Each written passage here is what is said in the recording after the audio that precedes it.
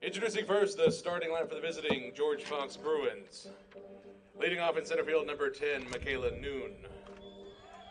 Batting second, the second baseman, number 15, Cameron Potter. The designated player bats third, number 19, Sydney Sandifer. Batting cleanup, the first baseman, number 13, Sharon Tomei. Batting fifth, the right fielder, number 20, Tinley Taylor. Batting sixth, the catcher, number 6, Sammy Statlander. Batting seventh, the shortstop, number 8, Aaliyah Harmon. Batting eighth, the third baseman, number 1, Brooklyn Alejo. In the pitcher circle and batting ninth for the Bruins, number 5, Kylie Harris. And at the flex, in left field, number 27, Madeline Lowry. The Bruins are led by head coach Jess Holland, who is assisted by John Holland and Rachel Jones.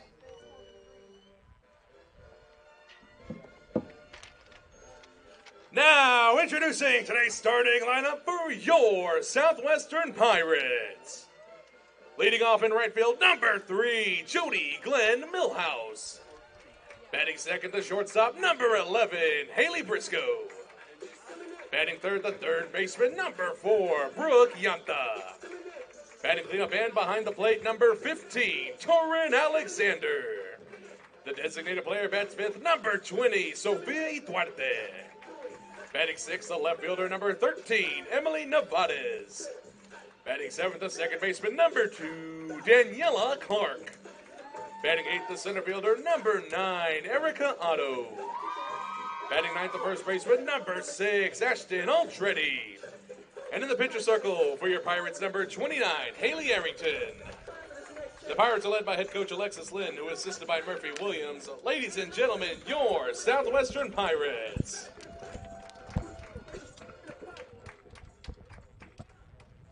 Good afternoon, ladies and gentlemen. We welcome you to Taylor Sanders Field here at Southwestern University. Third and final game of this series between George Fox and Southwestern. Bruins took the first two yesterday, 5-1 and 9-3.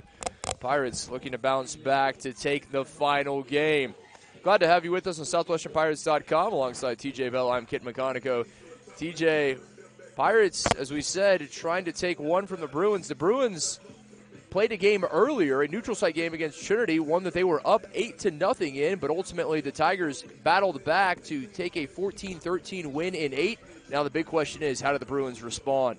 I think the Bruins got to come out firing, and that's really unfortunate for the Pirates because now the Pirates were in the stands watching that last game that Trinity just played. They saw them get down 8-0. They saw them come back and win that game in extra innings. Now we talk a lot about measuring sticks, and especially with the SCAC foes. How do the Pirates respond? Are the Pirates going to come out today after last night's L's and play really well? I don't know, Kit. It will remain to be seen. Pirates 2-12 on the season. A pair of losses yesterday after a pair of wins on Thursday against Lewis and Clark. Beat the Pioneers 7-4 and 3-2. Bruins now 4-1 on the season. Their lone loss coming earlier today. A quick turnaround, and we will see what Coach Jessica Holland has in store. 16th year in charge of the Bruins, 4-time Northwest Conference Coach of the Year. Last time won that honor in 2021. Mentioned that they have had 10 straight winning seasons in her 16 years there. A 56 win percentage, 331 and 265 coming into this season.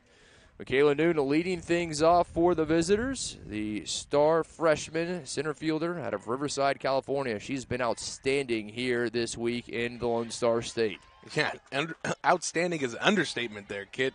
Absolutely impressive in all three of her games and so far here in Texas. Went 3 for 4 last game. 4 for 5 and had a big 2-run double in the last inning. Thought it was going to give her team the win, but Trinity ultimately came back and won. Sofia Duarte gets the start for the Pirates. The freshman righty out of San Antonio, Madison. She has really come along very early in her career. She's not had any issues making the transition from high school and club ball into college. Really trying to put her name out there for one of the starting positions. Obviously, Jaden Wheeler has dealt with some injuries, but give Duarte a ton of credit. She has stepped up big. Yeah, she really has here, Kit. And her key game plan for today, get outs early, don't let runners get on, and let your defense work just like this. And that is exactly what's going to happen as Yanta fields it in foul territory for the first out. A tough out indeed. Noon, always difficult. Second baseman, number 15. So one away brings up the second baseman, Cameron Potter. Potter, the fifth-year player out of Junction City, Oregon. Pirates, in all games this season, there is one commonality. If they score first, they win. They did so in both games against Lewis and Clark on Thursday. Every other game, they've gotten behind. They have not been able to come away with a W. And it's one of those things you see your conference rival come into your field, your house, and do exactly that, something you've looked to do all year. They come in down 8-0, mount the comeback, and ultimately take the win. How do the Pirates respond here today? And not only were the Tigers down, they were down 8-0 late in the ball game. In the fourth inning, Tigers started to put things together. You almost wonder if the Bruins just took their foot off the gas a little bit, got a little bit too satisfied with that 8-0 lead. Yeah, just about to say, Trinity with an impressive win. We'll see how that propels them. George Fox will remain here in Georgetown, a pair of neutral site games tomorrow when they take on the Celts of St. Thomas, another SCAC measuring stick for the Oregonians. That's a game, obviously, Southwestern will have a vested interest in as well, but right now the focus firmly on the task at hand as the count goes full to Potter. Yeah, you need to leave here in this weekend with a win. You can't get swept against George Fox, especially like you were just saying, with St. Thomas coming into town tomorrow, which I think will be a lot closer of a matchup with George Fox. Fouled away. After today, Pirates will head to Brownwood to take on Howard Payne on Tuesday. Then they were off for a week before hosting Laterno here on Wednesday, a doubleheader, 3-5 at Taylor Sanders Field. But they do not want to head out to Brownwood with this 0-3 count against the Bruins. At least want to pull one in the three-game set. As Potter, patient, draws the walk. Visitors did a very good job yesterday in the doubleheader when it comes to being patient at the plate, able to get runners aboard. As you so correctly said, it doesn't matter how you do it as long as you get them on. And at this point, I'll take anything. Really, I don't care if it's a hit. I don't care if it's hit off someone. I just need people on base. Sidney Sandifer, the junior righty out of Snohomish, Washington, up at the plate. Quick 1-0 count to the designated player.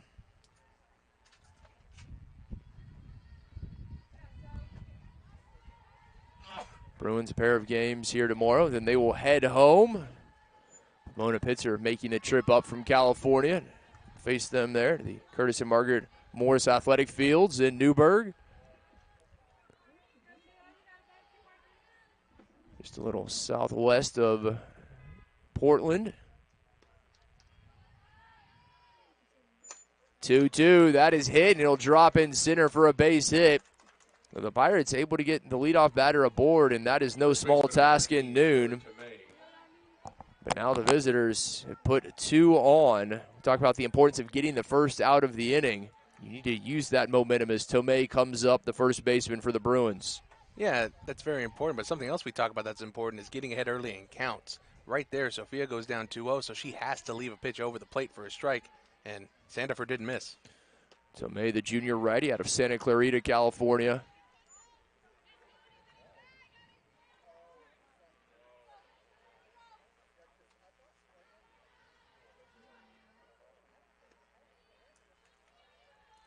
Duarte ahead. And now up in the count, 0-2. This is what you're talking about. This is what you want to see. And it's really just because, as a pitcher, it just allows you to be more creative with your pitch selection now. You don't have to throw anything over the plate. You can work on your off speed here and try and get her to swing. Tomei waiting the 0-2. Watches it outside. A good spot with the fastball there. Expect a drop ball coming in here with a 1-2 count.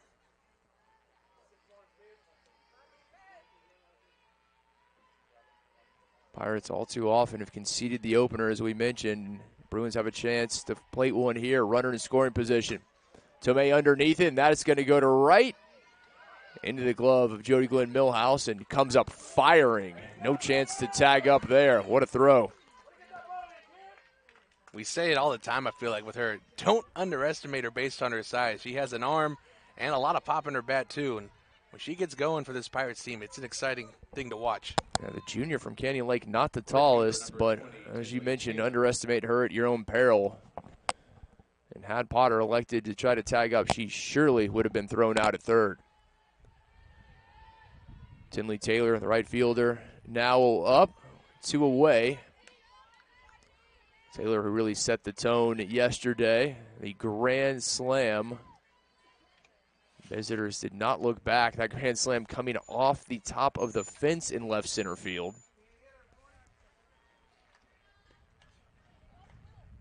Taylor sends this one to deep left, but foul. The wind going across the diamond from first to third. Not gusting as hard as it was yesterday when Taylor had one leave the park.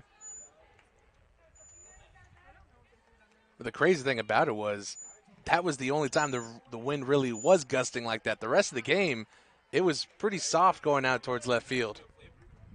Taylor took advantage of that brief gust. 2-1 now. Torrin Alexander behind the plate. Jansa at third. Haley Briscoe is your shortstop. Daniela Clark at second. Ashton Andretti at first. Wayne Nevada is in left, Erica Otto in center, and Jody Glenn Millhouse rounds out the defensive alignment in right.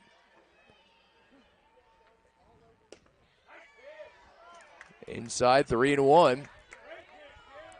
And already here, Sophia, just, I wouldn't say struggling, but trying to get accustomed to this umpire's strike zone. 2 pitches that were pretty nice on the outside corner, then the inside corner. Not called for strikes there. She would have had those called for strikes yesterday for sure. Not the case. And as you said, trying to find the perimeters as this is lifted into center. Otto there, backtracking it, it's gone. A 3-run home run for the Bruins. 3-0 George Fox, and they did it with 2 outs. Who else but Tinley Taylor? Deja vu, Kit. Deja vu from yesterday. The only difference is it wasn't a grand slam, but 3 runs doesn't feel good either. Oh, Taylor continues the hot hitting as the Pirates forced to play from behind yet again, and that has been the case in all 3 games against George Fox. And I guess Taylor heard me questioning her strength and her power because she sent that ball to the deepest part of Taylor Sanders Field. All Erica Otto could do in center was watch it go. 3-run shot, and your Pirates are down 3-0 now. Yeah, that nearly hit the flagstaff of the Star-Spangled Banner in dead center. It was directly out. And you said it, to the deepest part of the field, making no doubt about the power she has at the plate as she clears the bases. Statlander now up is the Bruins catcher with 2 outs. Statlander, the freshman righty out of Santa Clarita.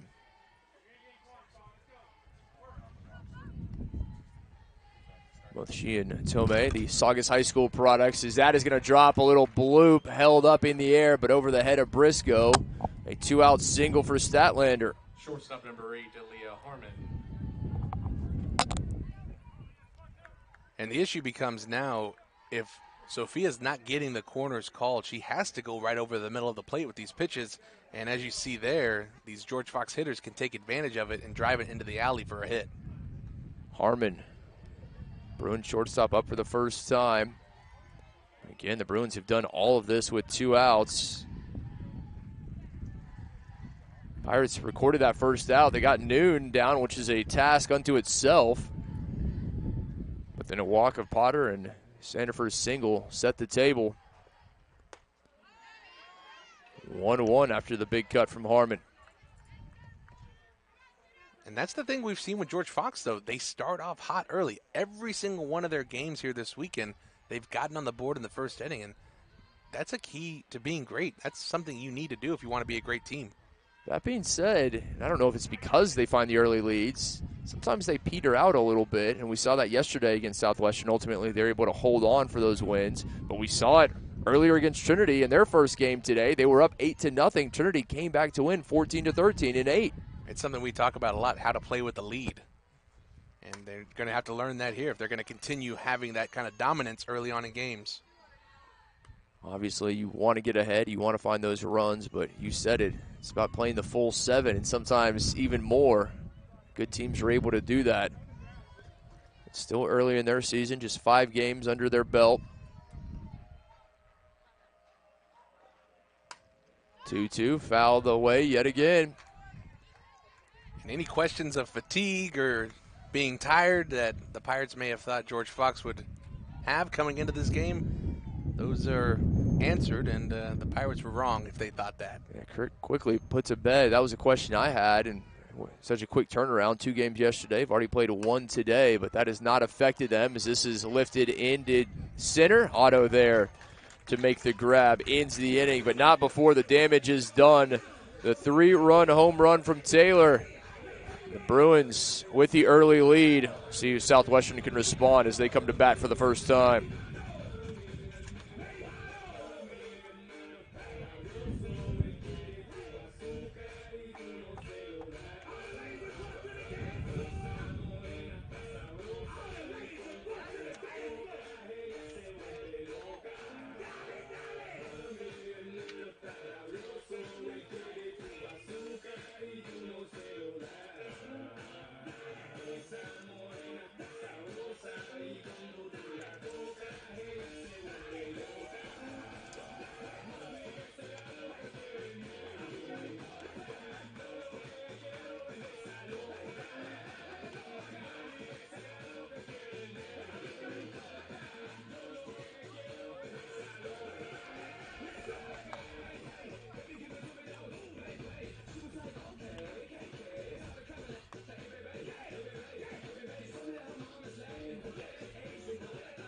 Kylie Harris, a 5'4" righty out of Dundee, Oregon, gets the start in the circle for the Bruins. Has not had a pitching appearance this season. This is her first time, and we'll see how she fares against the Pirates. Semi Statlander is her catcher. The infield from first to third, Sharon Tomei at first. Cameron Potter at second, Aaliyah Harmon at short. Brooklyn Alejo is the third baseman. In the outfield, Tinley Taylor, who's already introduced herself at the plate, will be the right fielder. Michaela Noon in center. Madeline Lowry is in left. Jody Glenn Millhouse leading things off for the Pirates. The junior. Bats left, throws right. Does the right fielder out of Canyon Lake High School. And slaps this one fair down the third base line. Perfectly placed. Just over the bag. That one could not have put it any better. The leadoff single on the first pitch. As Briscoe comes up, table set. And Jody's super aggressive when it comes to being in the batter's box. Just like her sister Riley, they love going after the first pitch and trying to find a way to get on for their team. And particularly against a pitcher like Harris, who has not seen any time in the circle. See if they can get to her early. In for strike one to Briscoe. And not only that, a pitcher who played a full game 1 in the field for the Bruins earlier. Southwestern really doesn't have that issue. They have a lot of pitchers that don't play the field. But here today, Kylie Harris being called upon. Very good point. Offered at it. Throw to second, not on target. Potter doing a good job off the bag just to keep that one and to keep Jody at second. Petition to change Jody's name to Speedy. Speedy Glenn Millhouse. I don't think you would have anyone having a problem with that. Her dad might. Nickname's good. Jody Speedy. I like that. Speedy Jody.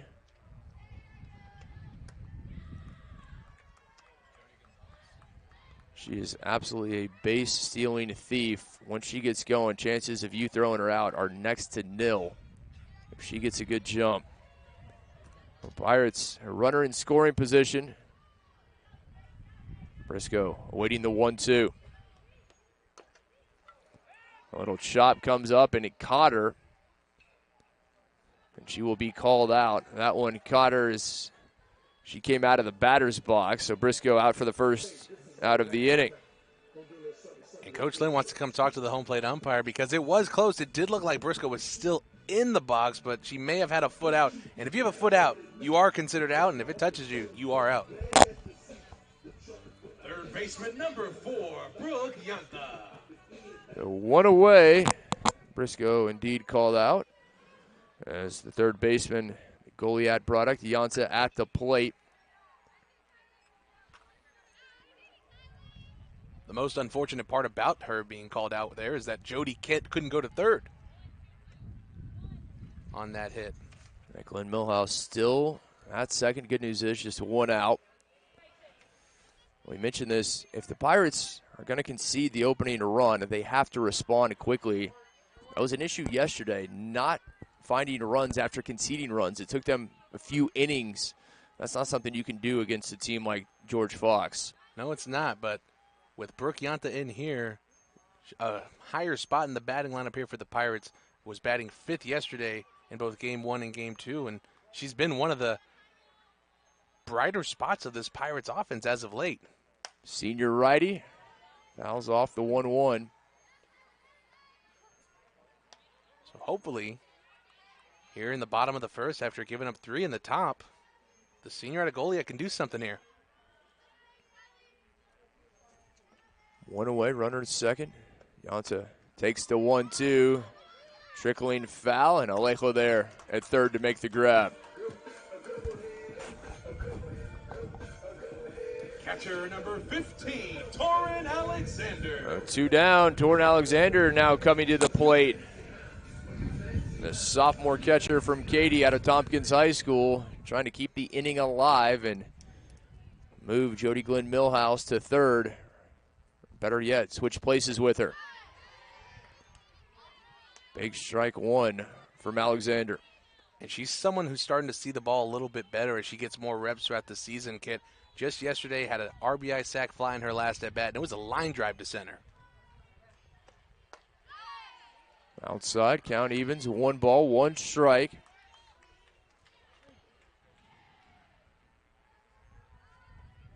Alexander batting cleanup, and we'll see if she can take advantage of this 4-hole spot.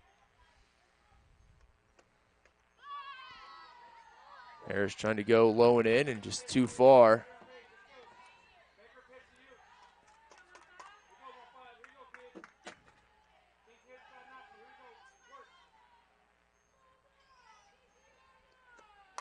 Two-one, foul, got it, and she would love to see that pitch again. Yeah, that pitch was right in her wheelhouse and just turned a little bit too much on it and a little too early and sent it foul over near the batting cages. Alexander knew that was it, and you said it, just a little too much. 2-2. Over to short, picked up by Harmon, and the throw to first in time. The Pirates leave one stranded, and they could not respond as we head to the second. 3-0, Bruins lead.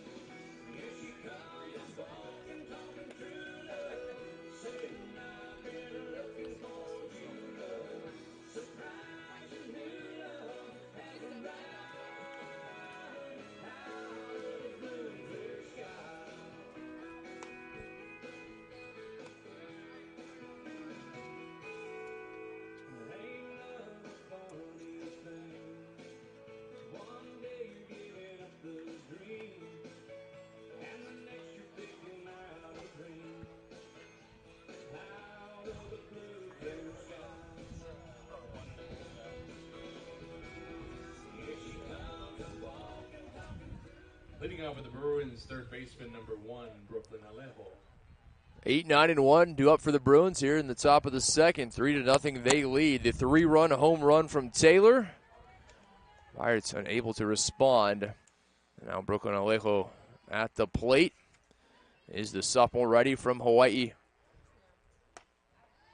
Haven't seen a lot of Alejo this weekend. Haven't seen any. This is her first bit of action. It is indeed. She gets the opportunity here. Does the sophomore. See if she can make the most of it. Hard to crack this lineup. There's some impressive sticks, 1 through 9 for the Bruins. You have to do something if you're going to get in the mix. And it's not just the sticks. The defensive play, too. They're impressive out there. Hardly any errors. But usually, if you are going to make errors, you can always replace it with a good bat. But the coach here for George Fox doesn't have to worry about that, obviously. No, Coach Holland does not. We saw diving catches made by the outfielders as Alejo pops this one up, and Yanta ranging to her left to make the grab. Pitcher number 5, Kylie Harris. We'll bring up Harris at the bottom of the order. The freshman out of Dundee, Oregon, has done her job in the circle. See what she can do in her first appearance at the plate. And she's been a good person to have in this 9-hole spot here, Kit. Yesterday was drawing a lot of walks. Earlier against Trinity was getting on with singles as well as more walks. As a 9-hole, that's all you want to do. You want to be able to flip the lineup back to the top and have runners on for them. Just get a board over to Yanta. Takes the hot shot. And over to Algerdi for out number 2. And the Pirates Center fielder number 10, Michaela looking to bounce back defensively here in the second. Could they possibly retire the Bruins in order? Moon went down. Popped up in foul territory to Yanta in her first at bat, but that is a rarity this weekend that they've been able to get Noon.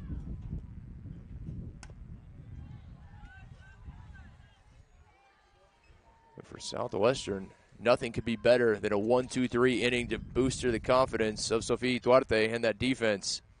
Well, the thing with Noon and where she does damage is with the fastball. We've seen already today a lot of off-speed work from Sophia to try and keep Noon off balance.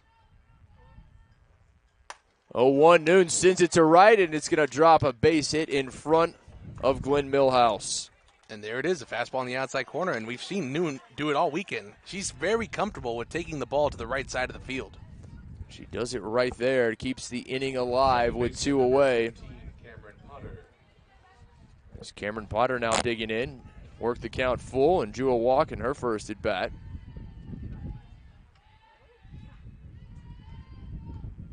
TJ, remember in that first inning, the visitors did their damage with 2 outs as that throw is well offline. Noon is heading on to third and will head safely in.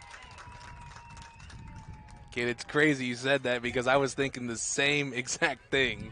And right on cue, Noon takes second and takes third on the air. So Noon now 60 feet away from making it a 4-0 Bruins scoreline. This is a team, we saw it yesterday. Even with 2 outs, they battle. They're able to come away with runs and hits. That 2 out, that second out up on the board does not deter them whatsoever.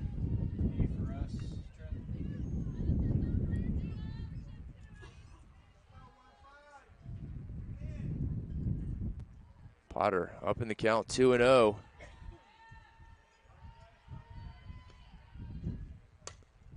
Sends this one and fouls as that one tailing away down the left field line.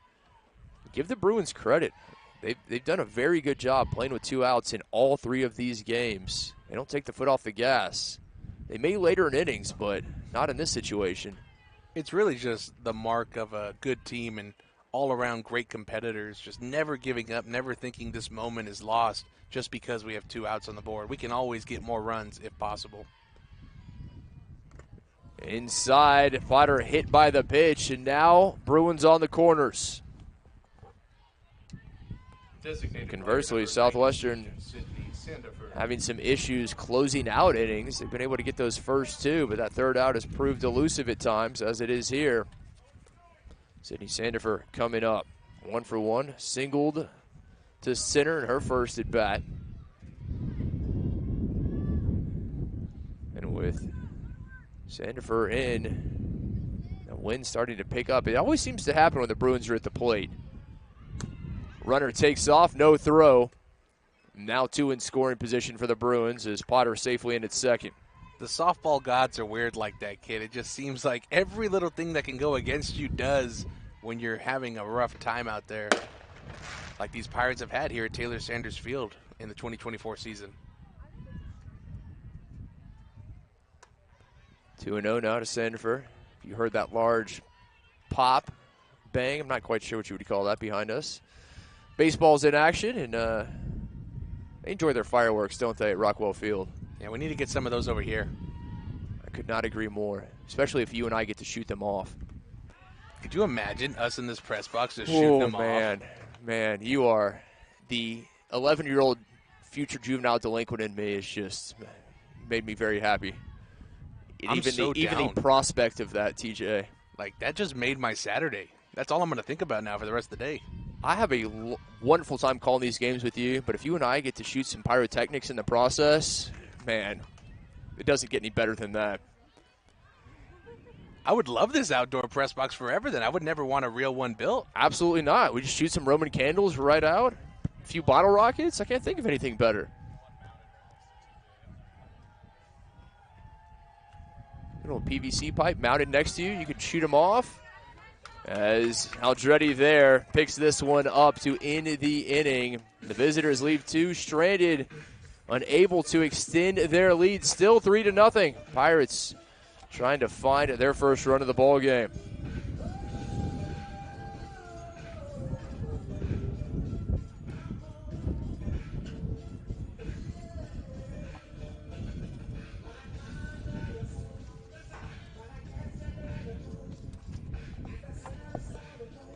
There's a little time before that Laterno series. We can go ahead and just get like a bottle rocket launcher mounted next to TJ. I don't see any problem there. Nothing could go wrong. Coach Porter would approve of it.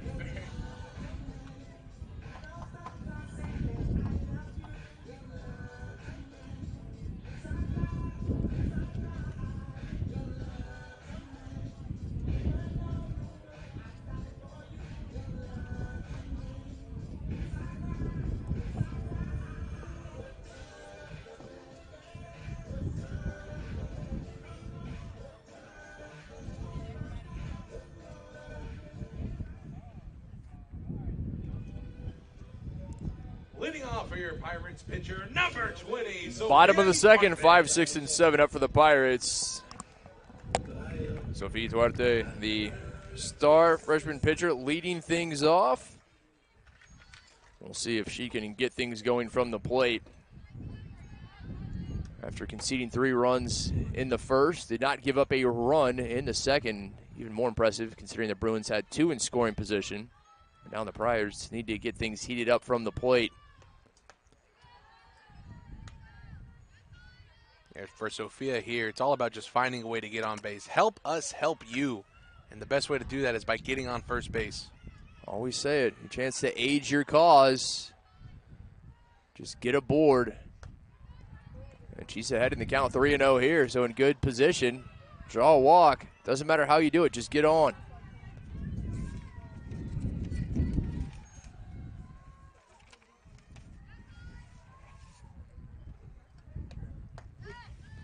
Just catches the outside corner. 3-1 now. Sophia taking the whole way there.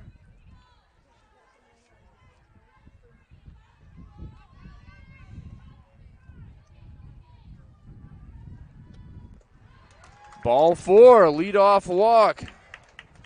The Pirates doing exactly what they needed to do in that situation. Duarte, number 13, Emily Nevarez. patient at the plate. Now we'll see if the left fielder, Emily Nevarez, can move her along.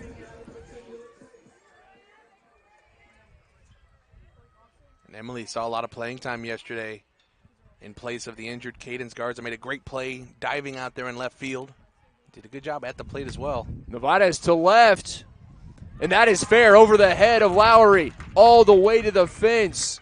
Duarte slides safely into third. The double for Nevarez. And after that double, no one better to come up to the plate than right here, Daniela Clark. Has been on fire lately. A great piece of hitting. Nevada is jumping all over Harris. Daniela Clark. And just over the head of Lowry in deep left. A stand-up double. Now, Clark was outstanding a day ago, the freshman out of St. Anthony and San Antonio. Every time she got up, she was able to get on. A few base hits, a few walks, but always able to get aboard.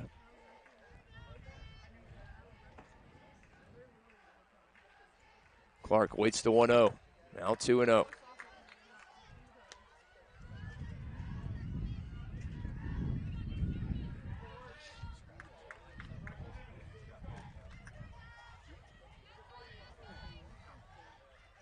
What an opportunity this is for the Pirates. No outs. Clark over to short. Shortstop, a good job of looking down the runner as Duarte no chance to head home and the throw to first in time. Just a great play by Harmon there. Hard hit ball that she caught off the hop and threw quickly on over to first. And I don't know if Coach Lynn thought that maybe the first baseman's foot came off or something, but she wanted to have a word with the home plate umpire there. Had her quick word, said her piece, and now heads back to her spot at third as Erica Otto digs in for the first time. The junior center fielder out of Schulenburg, still 2 in scoring position and just 1 out.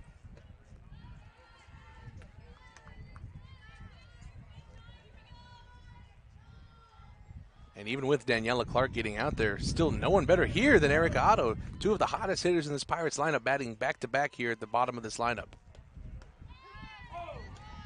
In to even the count. 1 ball, 1 strike to Otto.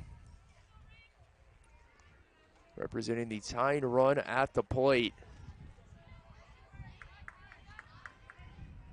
Another golden opportunity for the black and gold. Otto. Couldn't locate it, strike 2. And something I was thinking there is that this situation favors Otto because she typically likes to get ahead of the ball and pull it, but that time way out in front of the changeup and no chance to make contact on it. Catcher sets to the outside, off the end of the bat, into left. Lowry there to make the catch. Duarte tags up from third and will score. The Pirates on the board with the sac fly. And with 2 strikes there, that's all you could ask for out of Erica Otto. Driving the run in on the sac fly and putting her team up one run, making a 3-1 ball game. So Otto doing what she could in that situation. Now 2 away, still a base runner in the form of Nevadez at second. And Nevadez is going to go to third. That one got away from Statlander behind the plate. Nevadez heads up base running, takes advantage. And I can't tell you the last time I saw a pass ball like that allowed a runner to get over. It's been a minute. It certainly has. George Fox, they have not had any of those this weekend in this 3-game series. That is the first by my count. And Aldretti off the hands. Potter there at second, fields and fires for the third out. But the Pirates able to get on the board. The sacrifice fly from Otto brings Duarte in, and it's 3-1 as we head to the third.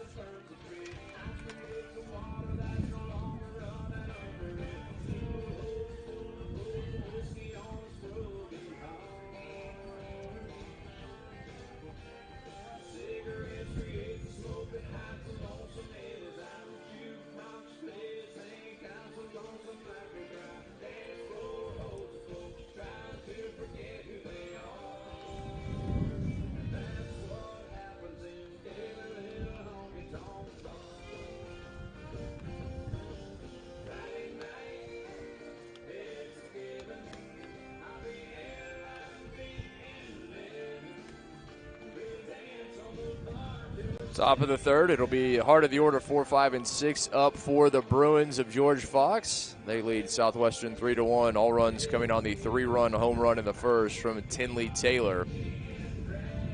Duarte able to settle in the second. Glad to have you with us. A beautiful day here in Georgetown. It's always a beautiful day in Texas, and today in particular. Leading off for the Bruins, first baseman number 13, Sharon Tomei. As it is March the 2nd. TJ, you know what that means? March Madness, baby. Texas Independence Day, my friend. Oh, never mind.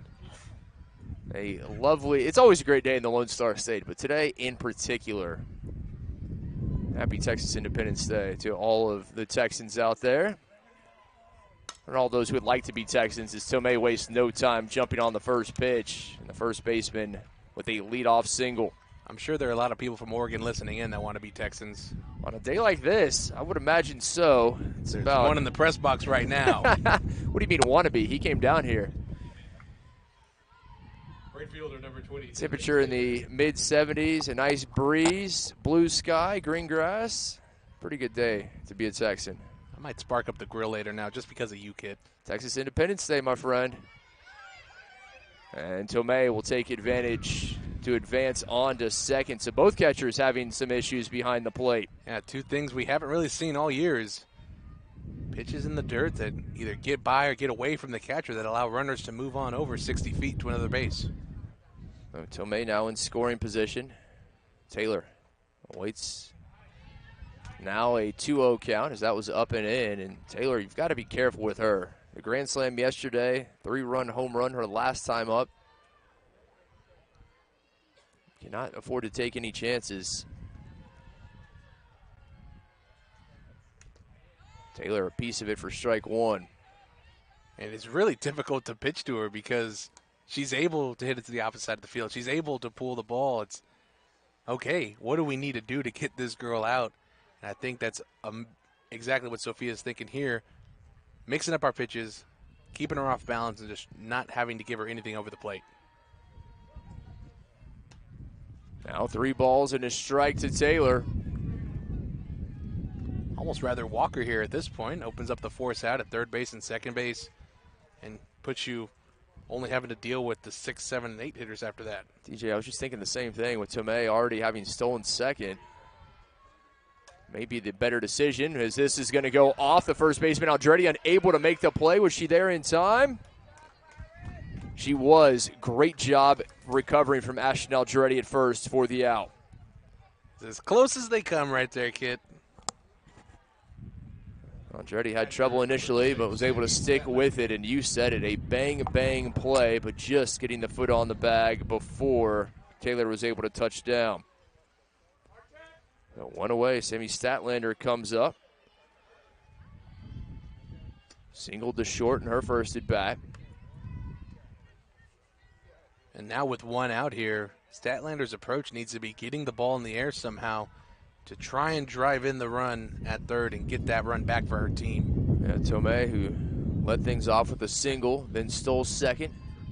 Took advantage to advance to third. When Taylor's ground out to first.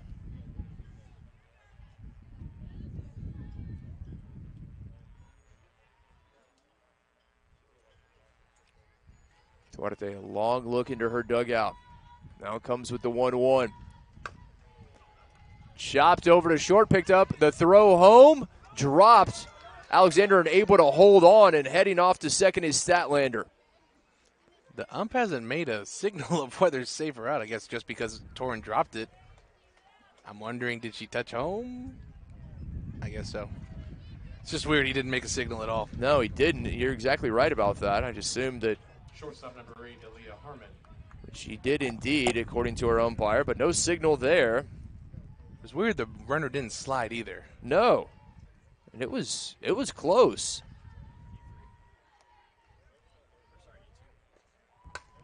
And that is going to go through the right side. A base hit. Harmon jumping on the first pitch. And that is over the head of the catcher, coming in to score another Bruin run. And all of a sudden, they found 2 more here in the top of the third to make it 5-1. And we talked about the strength of Jody Glenn Millhouse a second ago there, not knowing her own strength. Sails went over the head of Torrin Alexander, and now it looks like Sophia's day is done.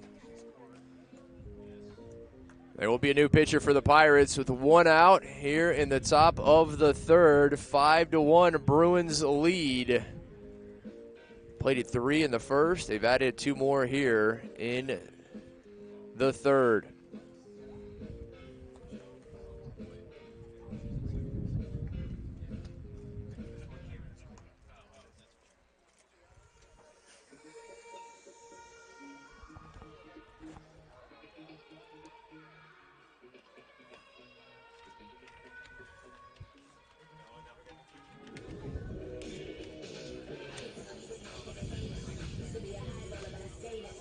Your attention, please. Now pitching for your Pirates, number 29, Haley Arrington.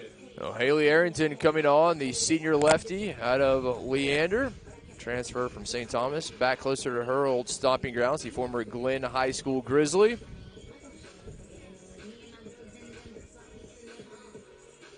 One out for the visitors. Runner at second as Alejo comes up for her second time. Popped up to third to lead off the second, did the Hawaiian.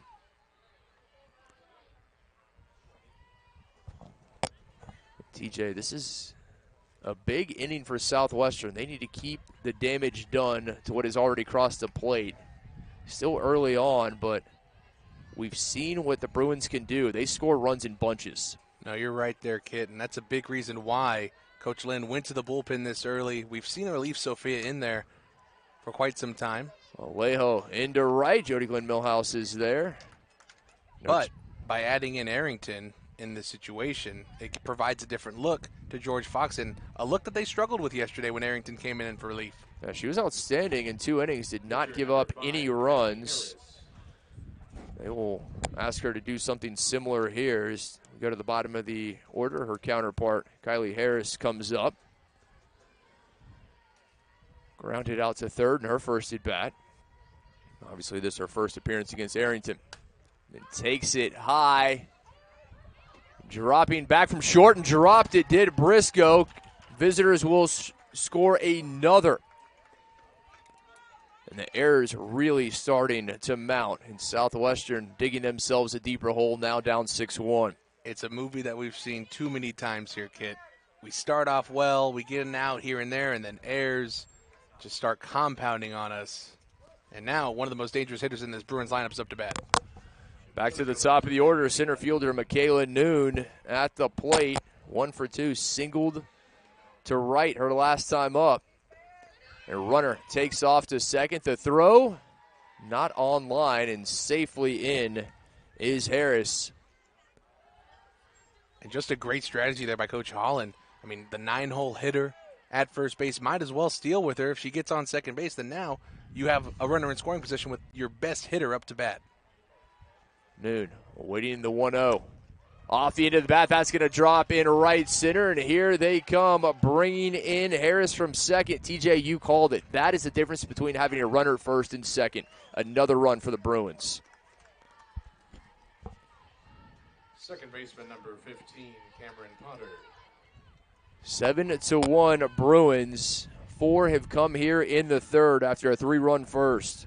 But this is a situation the Pirates should have never been in to begin with, Kit. It's those errors that are leaving us in these situations far too long and causing all these runs to come in and hits to keep coming. Through the right side, Potter jumps on the first pitch. Noon advances all the way to third. All done with 2 outs. The errors, absolute killers for the Pirates. Designated player number 19, Sydney Sandifer. Sandifer comes up. She's 1 for 2, a single. And popped out in foul territory to end the second. The second time here today, she's come up to bat with 2 outs and a runner on third. Last time, that's when she did pop up to first. Trying not to do the same thing here. But for the Pirates, just kind of get this out and get back to the dugout. You said it, just getting that final out, but it has proved easier said than done. Runner takes off again. No chance for a throw from Alexander. And now runners on second and third. I've said it before, I'll say it again. Get the out. Outfield needs to be shooting home with anything hit to them. Need to find a way to get out of this quick. Outside, 2-0. Now to Sandifer. Tomei waiting on deck. She led off the inning with a single. And TJ, it's to the point now where the Bruins aren't really afraid of getting thrown out if they steal bases. And this is going to go into the glove of Clark. It's second to end of the inning. But the visitors push 4 across, 7-1. Pirates trail as we go to the bottom of the third.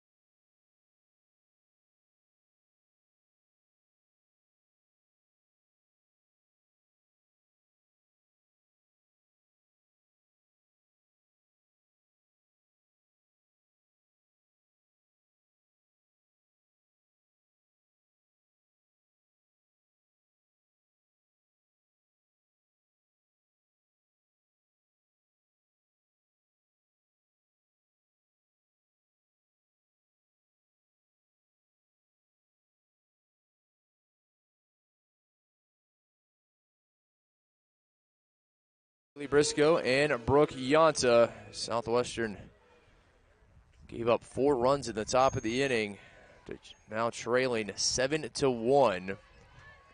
Third and final game against these Bruins of George Fox. Bruins took game 1 yesterday 5-1, took game 2 9-3, looking for the sweep over the Pirates. Southwestern is going to have to battle back if they're going to have something to say about it.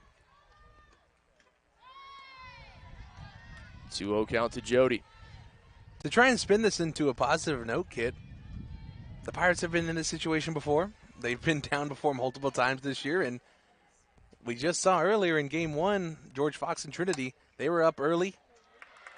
And Jody sends it through the left side. Another leadoff single. Did it in the first. Pirates couldn't bring her around. Can they here? And to finish that point, the bottom of the third was when Trinity started scoring runs to come back and win that game. The Tigers were down 8-0. Haley Briscoe. Pirates are only down 7-1. Well, they saw what Trinity can do. They can certainly do the same themselves, take a page out of the book. I don't know that you want to take a page out of the Tigers' book, but definitely not. They're not that smart over there. You get the idea. See if they could do something similar, but with no relation, of course. Just there's relation. Coincidentally similar.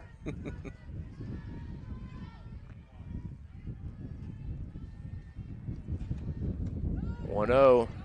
Jody at first, always a threat, has great speed. Statlander behind the plate. They haven't tested her arm yet. No need to here. Briscoe up in the count, 2-0. Jody did steal a base when she was aboard for the first time. Now, if I'm Briscoe in the box, I'm leaving that bat on my shoulder the entire time. That is not leaving my shoulder here on this next pitch, up 3-0. She fouled the pitch off, which ultimately caught her coming out of the box, called out in her first at bat. 3-0, low, ball 4. Pirates have 2 aboard. Briscoe walked on 4 pitches. Third baseman, number 4, Brooke Yanta. So Yanta comes up, fouled out to third, and her first at bat.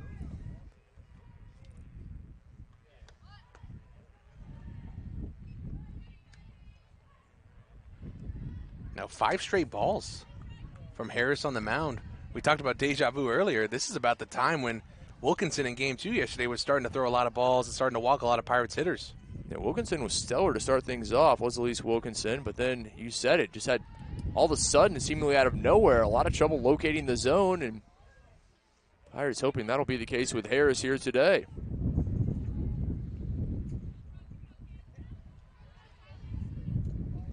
Yanta waiting the 1-1, shows bunt.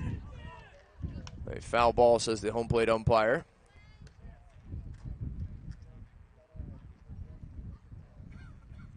Just foul. The way he was signaling, I was worried he was going to call Brooke out. I thought that was initially what it was going to be. No, just barely foul was the bunt attempt. Is the count now 1 ball, 2 strikes to Yanta. Runners at first and second. Yanta underneath it. Taylor there in right field. Jody electing not to tag up, and wisely so.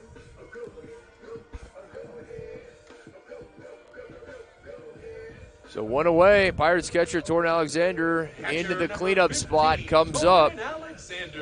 Grounded out to short in her first at bat. Another great opportunity. Pirates, 2 base runners. The throw to third, nobody covering third. Jody's going to come in to score. Just miscommunication defensively. The Pirates bring another in. Now 7-2. Pirates have cut it to 5. And that was a great job. That was a planned play right there. Torrin Alexander showing the bunt, bringing the third baseman in, and the shortstop not covering third. Jody Glenn Millhouse easily takes that base, and then on the air takes home as well. Now Harmon not moving over as this is lifted into left. Thought about tagging up, and maybe some miscommunication there as Briscoe was at third. I think she may have had a chance. It certainly would have been close, but elected not to test the arm of Lowry in left. Yeah, on that one, Briscoe, mental mistake. She was looking in the left field as a runner at third tagging up. It's your number 20, Sophie Duarte. Duarte comes up, drew a walk in her first at bat, did the Pirates pitcher. And to finish the previous point there, as a runner at third tagging up, you just need to be looking at the ground and listening to your coach. They will tell you go when that ball hits the mid of the outfield. Mental error there for the Pirates on the base paths. 1-1 now, Duarte.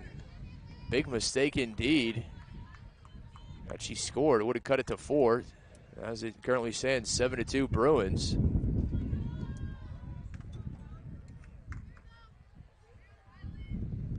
Two away, runner at third. Now 2 balls and a strike to Duarte.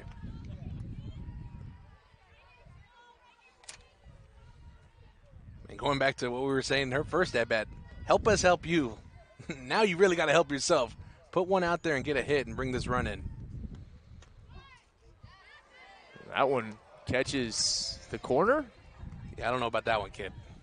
Okay, 2-2. I don't even think the catcher thought that was a strike. Didn't even frame it. No, Statlander didn't make an attempt. 2-2 to left. Lowry there to end the inning, but Pirates able to pull one back. 7-2, still Bruins with the lead.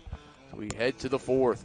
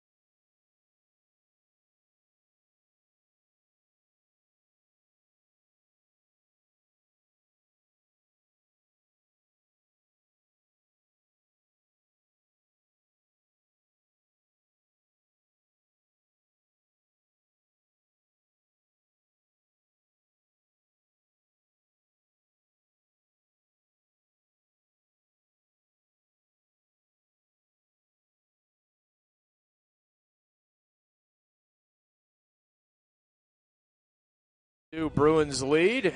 Haley Arrington coming in. Her first full inning of work came on in place of Sophie Duarte in the 3rd. And also a change at short for the Pirates as Riley Glenn Millhouse takes over. 4, 5, and 6 due up for George Fox. First baseman Sharon Tomei leading things off. He batted through the order in the 3rd, came away with that 4-run inning. Pirates hoping that will not be the case here. They do not want a case of deja vu as Tomei under it, and it stays in the infield. Yanta there calling off Arrington. Nice work for the out. Yeah, great communication there by Yanta, telling everyone, my ball, my ball. Kind of wish Arrington moved a little bit out the circle there just to avoid a collision, but all's well that ends well. Arrington just kind of ducked underneath her, but Brooke tall enough to where it worked out. There's Tinley Taylor, the right fielder, comes up. 1 for 2, but that one, it was a big one, a 3-run home run in the 1st.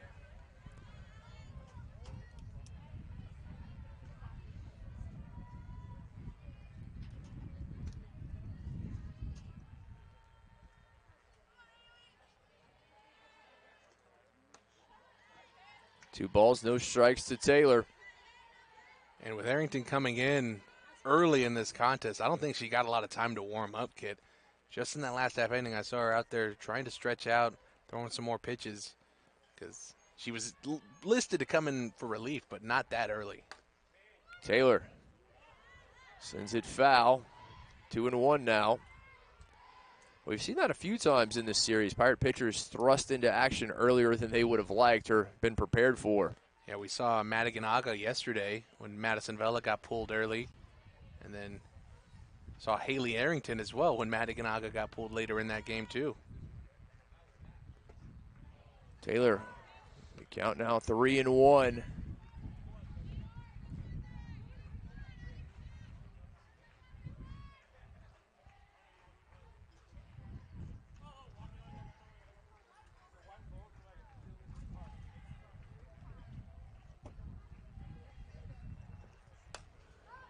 That's going to right.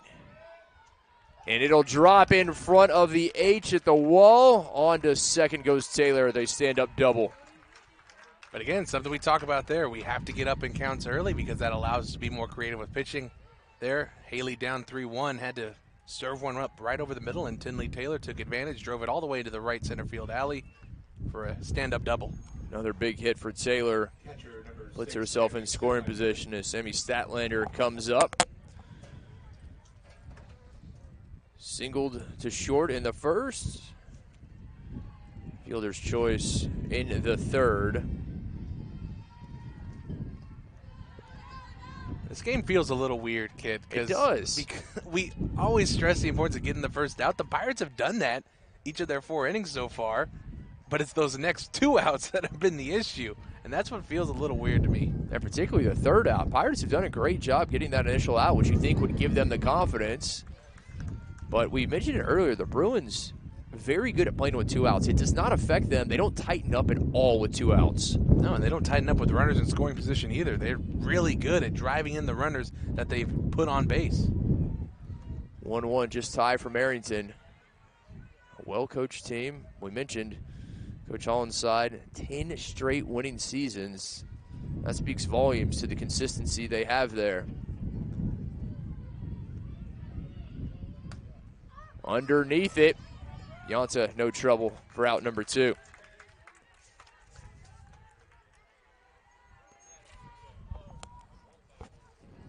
Shortstop number 8, Aaliyah Harmon. Oh, 2 away. Harmon comes in. The final Bruin batter yet to face Arrington. Arrington came in to face Alejo, who's waiting on deck. The first battle between these two. And in her last at bat, Harmon got her first hit of the weekend. We've talked about it with her, seeing a lot of pitches, getting on base with walks, and finally was able to sneak one through the infield in her last at bat. Send it to right, and fouls this one off, so even the count 1-1.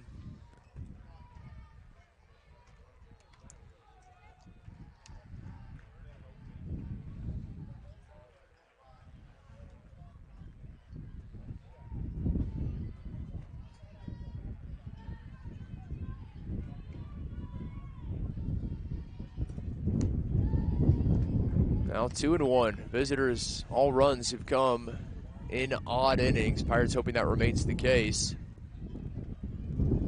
Hoping they don't score any more. I was like, hold up, I hope they don't score any more, kid. Point, they don't want any here in the 4th.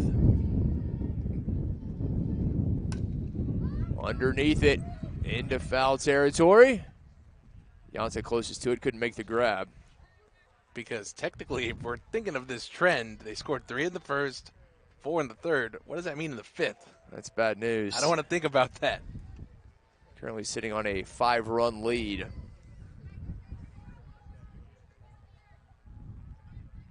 And the way we're trending, only getting 1 run in our half inning, that's not going to help us if they're getting 5 in their next one. No, you're right about that. The Hawaiian, just a piece of it. His count goes to 2-2. Yeah, that is not an even trade-off there. Yeah, who made that deal?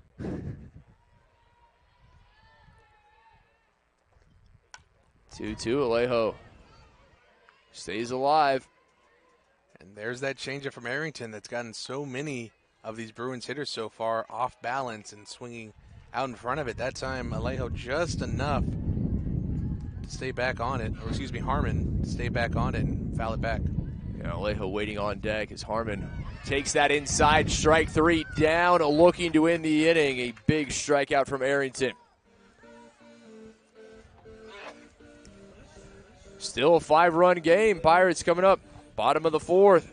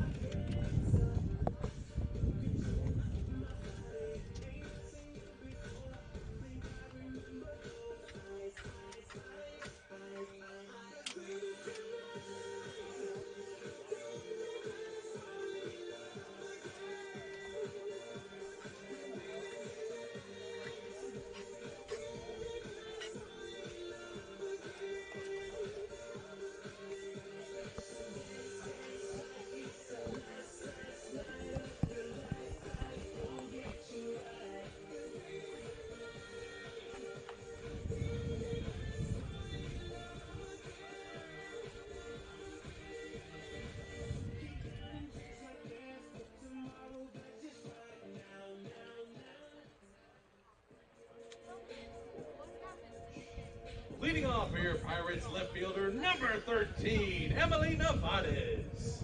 6, 7, and 8 due up for the Pirates. Emily Nevades leading things off here in the bottom of the fourth. Pirates trailing 7-2. Final game in this three-game set between Southwestern and George Fox. Nevades 1 for 1, doubled to left, her first time up. Clark waiting on deck, Otto to follow. Pirates able to plate a run in the second, another in the third. Hoping for a multiple run inning here in the fourth. And so far, all the innings they've scored, they were able to get the leadoff runner on. So, big spot here for Emily, hopefully to continue that trend. Nevades high to deep left. It's gone. The solo shot from Nevades to lead off the fourth. Pirates cut the deficit to 4. And we saw it on her previous at-bat, Kit, the ability to turn on the inside pitch and put a lot of pop into that ball. And right there, she got the inside pitch and bink over the left field wall. That brings out the juice a little bit here at T-Sandy, Kit. It does indeed. Took a ride, the wind there as well. Nevades placed it perfectly for her first home run of the season. Second baseman, number 2, Daniela Clark. So Clark coming to the plate. Star freshman second baseman from San Antonio. See if she can keep the good times rolling. And something we were talking about, Bailey Middleton as well as Steve earlier. So there's been a lot of home runs here this year, both for the Pirates and both for the opposition, unfortunately. But the way the wind's blowing out towards left field, it's something we haven't really seen throughout the entirety of the existence of Taylor Sanders Field. There's something. You can attribute it to whatever you want, but the wind has definitely been heading out toward the scoreboard in left center, and that seems like where most of the home runs are coming. Seen a few to dead center, but pretty much if it's going to leave the park, it's going out to left. The only one that has gone to right field is Megan McCarthy's a few weeks back. Everyone else taking a ride on that wind. Why not? 3-1 to Clark. If it's a free ride, might as well. It's always there. No singing in the press box. Inside, ball 4. Oh, it's no cheering. I forgot. So got confused. Oh, so I there. can sing? Absolutely. With your melodious voice, be my guest, TJ.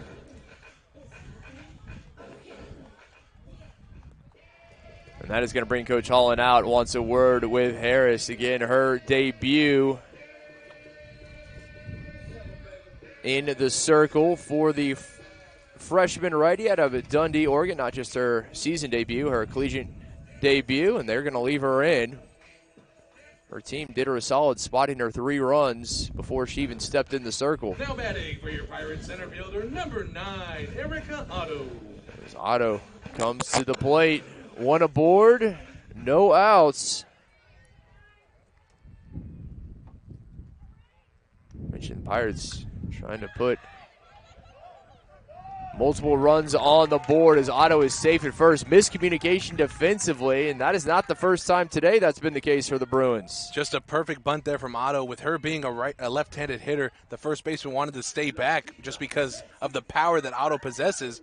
And by squaring around a bunt, she can easily get down to first with no one there.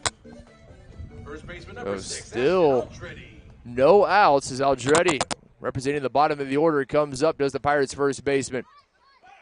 Runners taking off, no chance to make a throw, and Pirates now with 2 in scoring position. And very similar to the at-bat we saw with Torrin Alexander in the last bottom half of the inning. Runners on first and second, ball in front of the catcher, runners advance to third base and second base, and now the Pirates in a prime spot here to put more runs on the board. Andretti. As that one gets away from the catcher, Pirates will bring a runner in to score. Clark across, and it's a 3-run game. And again, the fatigue may be setting in here for Harris. Already trying to be, she's pitched 3 innings, full innings, and now trying to work in this fourth. Hasn't been able to get an out yet, and Pirates chipping away at this Bruins lead. Only base runner at third for Southwestern. Still no outs for Harris in the Bruins defense as she's finally able to locate the zone with the strike to move it to a 3-1 count. And this at-bat is so big if Aldretti can get on. She represents the 9-hole. Top of the lineup due up for us, Kit. Huge at-bat here. Aldretti fouls it off. Count now full.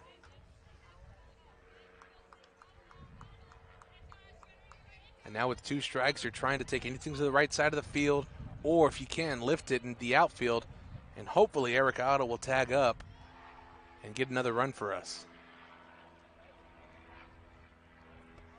Payoff pitch. Over to short. Throw across the diamond. Not in time, and Tomei unable to hold on as the Pirates push another across. 3 runs here in the bottom of the 4th. Said coming into the inning, they needed multiple runs. They have done so. Just a 2-run deficit for the Pirates. Here's that top of the order you mentioned, TJ. And a pitch that went way inside on Jody. She was squaring around a bunt, but no reason to, and that pitch goes right at your chest. She is tattooed by that one. Jody heads down to first. I think I see a smile there. There's the thumbs up. Good to see. Hey, she's tougher than a $2 steak there, Kit. Not much gets her down. No argument here, my friend. So Jody at first, and that means her sister, Riley Glenn Millhouse, comes to the plate representing the tying run. And Coach Holland in the dugout actually wants an explanation there. He thought that Jody was still squaring around, so he wants the home plate umpire to go talk to the base umpire. But nope, Jody gets to stay there. And I think that's right. Take one off the chest, you might as well stay there.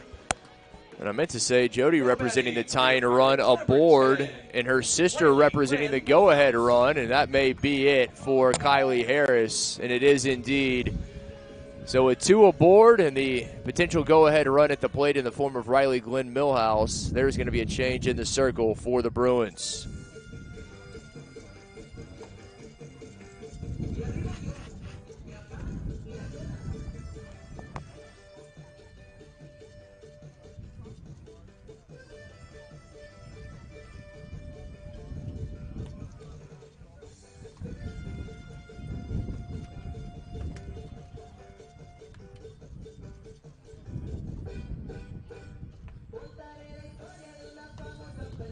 Elise Wilkinson coming in, the 5'10 junior lefty out of Sunnyvale, California. Saw her yesterday and now comes in to take over for Harris. With the tying run at first and the potential go-ahead run at the plate to face Wilkinson. Your attention, please. Now pitching for the Bruins, number 26, Elise Wilkinson.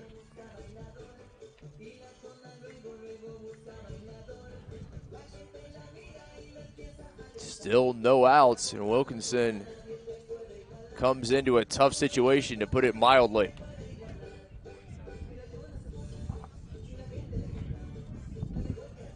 Pirates have exploded 3 runs here in the 4th after plating just a single run in the 2nd and 3rd inning, respectively. Now batting for your Pirates shortstop, number 10, Riley Glenn Millhouse. TJ, we mentioned it in game 1. Bruins got out to that 8-1 lead, 8-0 lead before Trinity reeled them back in. Ultimately came away victorious 14-13 in 8 innings. Could Southwestern do the same? Low pitch. Statlander doing a good job keeping that one in front of her. And if they're going to do it, Kit, now is the time. We always talk about the opportunities missed for the Pirates. Yes, we've gotten 3 on the board here, but when is the next time we're going to have runners on first and second, no outs in the heart of our lineup coming up? This is the moment right here the Pirates need to take control of this game and take the lead. 2-hole hitter at the plate. Yonsa in the 3-hole waiting on deck.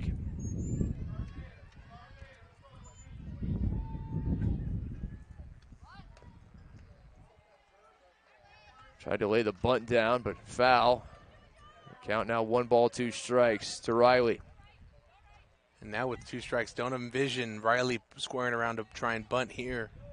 Just needs to focus on putting the ball in play and moving these runners over any way she can.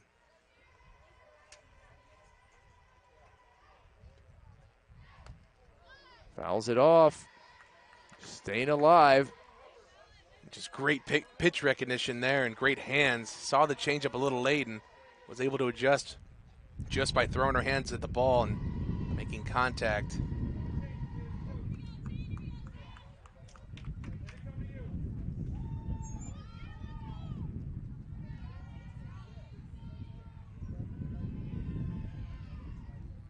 One-two rifled fair to left field. Pirates will bring one in. They will hold runners at second and third. The RBI double from Riley Glenn Millhouse. And the sophomore coming through once again with 2 strikes.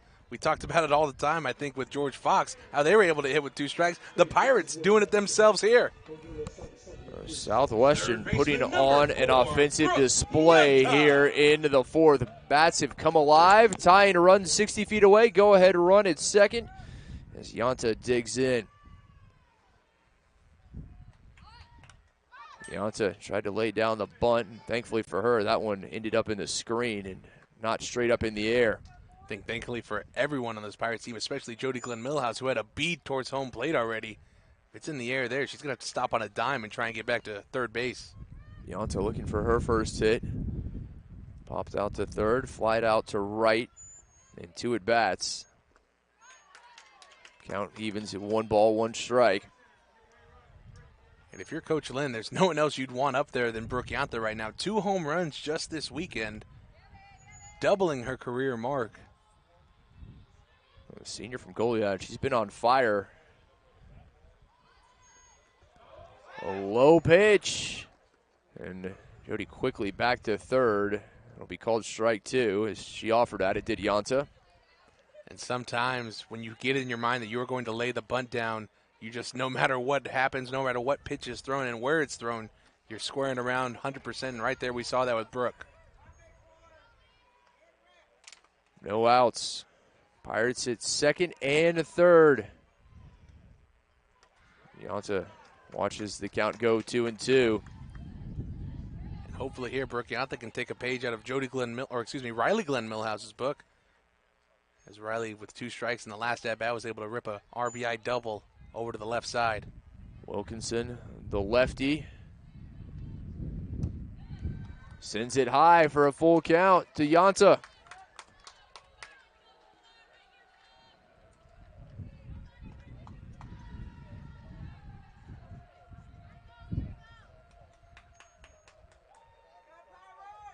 Biggest pitch from Wilkinson thus far, 3-2. Yanta over to short, and that's going to get by Harmon. Pirates will bring one in to score, waving a second around. The throw, not in time. Riley will score following Jody, both Glenn Millhouse sisters, across, and the Pirates, for the first time today, have a lead. Catcher number 15, Torrin Alexander.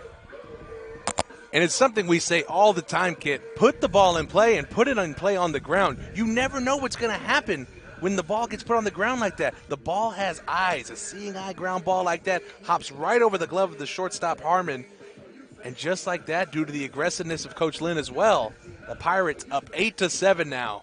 And still no outs. 6 runs here in the bottom of the 4th. You said it, no outs.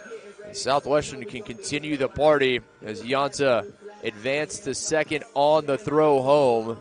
The 2 RBI hit, her first of the game. Coach Holland wants a word with our umpire, and he will now confer with the field umpire. Not quite sure what they are talking about. Yeah, I'm not too sure, because if you're going to contest the play at the plate, it's the home plate umpire's call. He had the right look at it. I mean, maybe they're thinking maybe Riley didn't round the bag, or she did something with her approach to third base. I mean, I really don't know what Coach Holland can be questioning here other than the play at the plate. Umpires still conferring, and there is confirmation.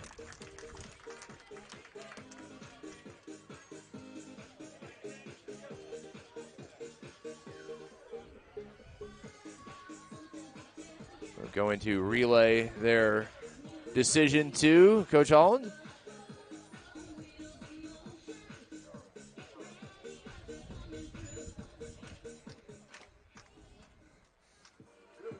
So the initial call will stand. Southwestern, a 8-7 lead as the cleanup hitter, Torrin Alexander, digs in. 0 for 2 is Alexander, but what a chance this is. No outs and a runner at second.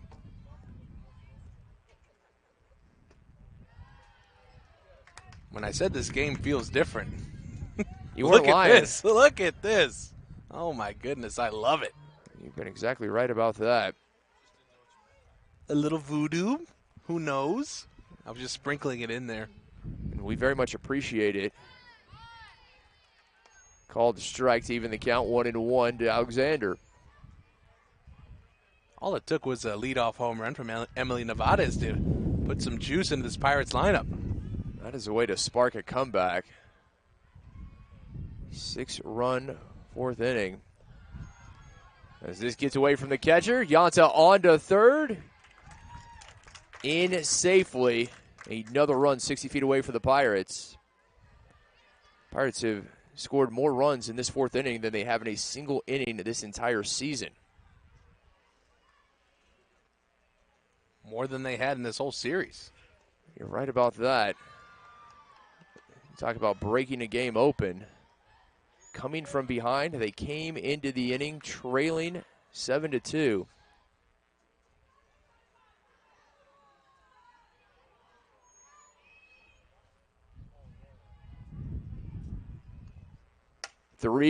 This is going to left center, and that'll be caught. Noon there for the first out. She covers a ton of ground in center. There's the sac fly Torrin was looking for earlier. Got it this time. The Pirates able to tack one on as Yanta easily in to score from third. Thought that was going to drop initially where it was placed. The Pirates will happily take another run to extend their lead to 2. That insurance run on the sac fly from Alexander. The base is cleared. Sofia Duarte at the plate, looking for her first hit. A walk and a fly out and 2 at-bats. But now, since she's not in the pitcher circle, all she has to focus on for the Pirates is hitting. And that's when she can only focus on that. She's dangerous. 1-1 Wilkinson. Changeup not finding its spot. I mean, fatigue has to be a topic of conversation here, kid, especially when we think about Wilkinson, who's pitched a lot today for these Bruins. They had 2 games yesterday. Had the game earlier against Trinity. Remember, they've just played. This is just their 6th game of the season, so I think fatigue is definitely playing a factor. And we've talked about it all weekend, too, this weather. This is something today, this type of weather is what we're used to in Texas. Oregon, right now. This is August in Oregon. Yeah, this isn't March in Oregon. If you're in the close to flirting with 80 degrees, that is the height of summer in Oregon. Why would you ever want to leave that? Because for 6 months of the year, it's about 45 and drizzly. Makes sense why Steve is sitting next to us. 3-1, Ituarte sends it to right. Taylor for out number 2.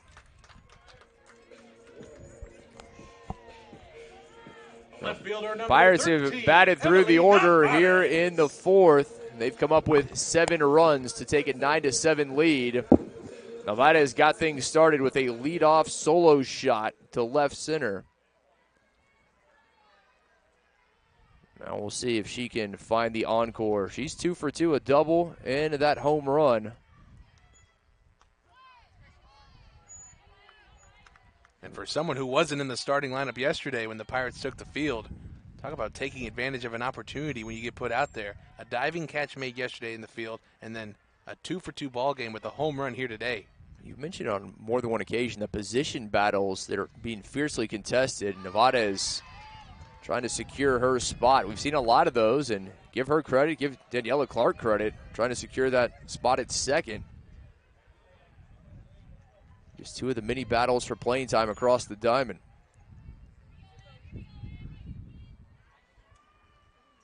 Nevada chases the 0-2. And the inning comes to a close, but not before the Pirates are able to plate 7, their most in any inning this season. And they have a 2-run lead. 9-7 Pirates lead the Bruins through 4.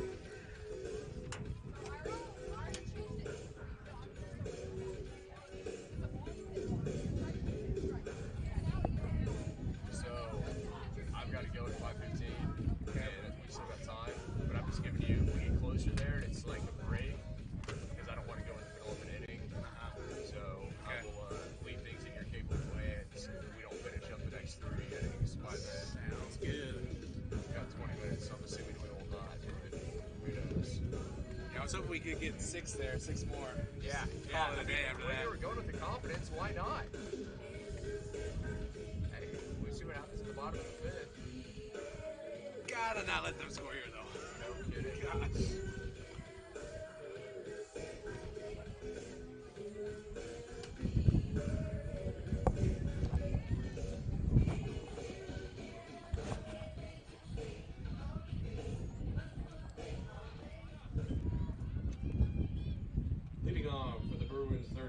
Top of the 5th, and for the first time, the Bruins trailing as the Pirates were able to push 7 across in the bottom of the 4th to take a 9-7 lead.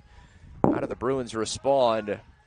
8, 9, and 1 up for George Fox. Brooklyn Alejo leading things off. And takes the first pitch into right. Jody Glenn Millhouse in for the catch. It's interesting you mentioned that, Kit, just because. Has George Fox ever played down before this year? They've only ever had the lead. Earlier when they lost against Trinity was only because of a walk-off single. So this is a different kind of territory for them. Well, to answer your question, they have not been down in any game this season. They beat Warner Pacific 8-2 and 15-6 in their first 2 games. Beat Southwestern 5-1 and 9-3 yesterday. And you said it. It was the walk-off loss to Trinity in 8 earlier. So this is new territory for the Bruins. So it'll be interesting to see just how they respond in this type of situation. Harris at the bottom of the order, chops it over to Yonta. 5-3 for the second out. Pirates have not been able to sit the Bruins down in order. And how big would that be after that 7-run 4th inning if Arrington and the Pirate defense can respond with a 1-2-3 inning? And it's not just setting them down 1-2-3, it's also setting them down with this being one of the best hitters in this George Fox lineup, Michaela Noon. They're able to do that with her. That's, talk about momentum. Center fielder at the top of the order sends this for a base hit, dropped into shallow center. She just finds a way every time. Second baseman, number 15, Cameron Potter. It's that opposite field hitting. She's very good at it, lets the ball get deep, and then just drops it in there on the right side, or no one can catch it. Noon with the 2-out single. Second baseman Cameron Potter now comes up. He's had a interesting day, I would say, at the plate. A walk, hit by a pitch, and a single in 3 at-bats. Noon takes off to second. Throw not in time. Noon continues to prove a nuisance. And a good pitch to go on there by Noon. A changeup from Arrington. Obviously, she didn't know what pitch was coming. But a great guess by her, and slides in there safely. Noon puts herself in scoring position. Potter representing the tying run at the plate. 1-1 the count. As much as we talk about George Fox not having experience playing down, the Pirates have only had experience playing with the lead twice this year. So we're still young in that too. The 2 teams in positions that they are unaccustomed to finding themselves in this season. Arrington trying to go inside. It's called ball 2. Close pitch there. You kind of wish Torrin would have just framed it behind the plate. Maybe the ump would have gave you the call.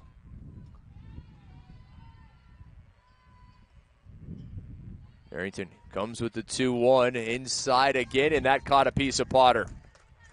Second time today she's been hit by a pitch. First time when she was hit by one in the second, she stole a base.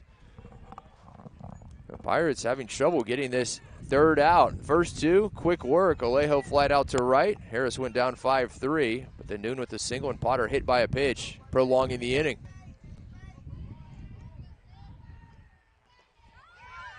Noon off to third easily. The pitch in the dirt gave her plenty of time. And for Potter at first, why aren't you standing at second right now? You have to watch the runner in front of you. See her going. Might as well go yourself. Put yourself in scoring position too. Would have put her as that tying run at second, but as it stands, runners on the corners with 2 away. Underneath it, into shallow center. Otto makes the grab. The visitors leave 2 stranded, unable to plate a run. Southwestern still on top by 2 and coming up in the bottom of the 5th.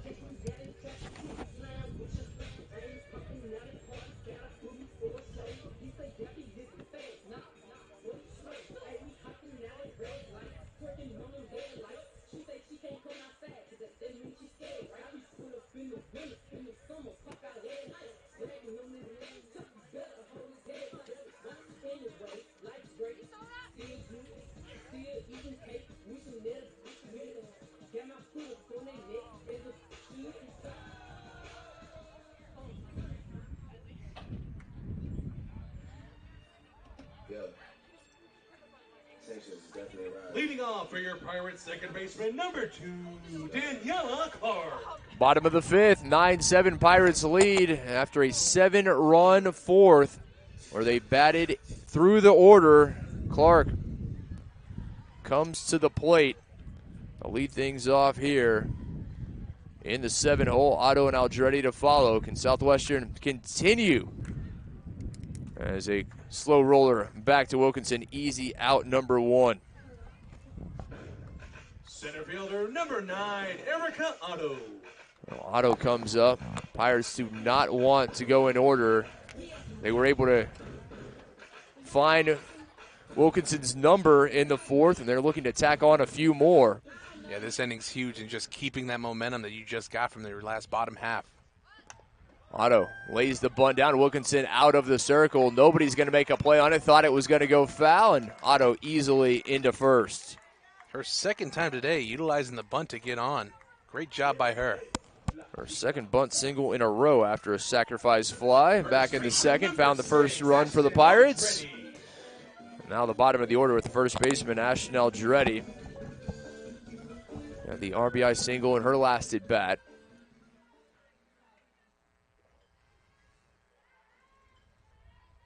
TJ, we said it earlier. I think you're definitely seeing signs of fatigue. You've seen it from Wilkinson. You've seen it from some of the fielders as well. They played a lot of softball the last 2 days. It's almost like a summer ball when you think about it, playing all those tournaments all weekend long, and you really don't know how many games you're going to play.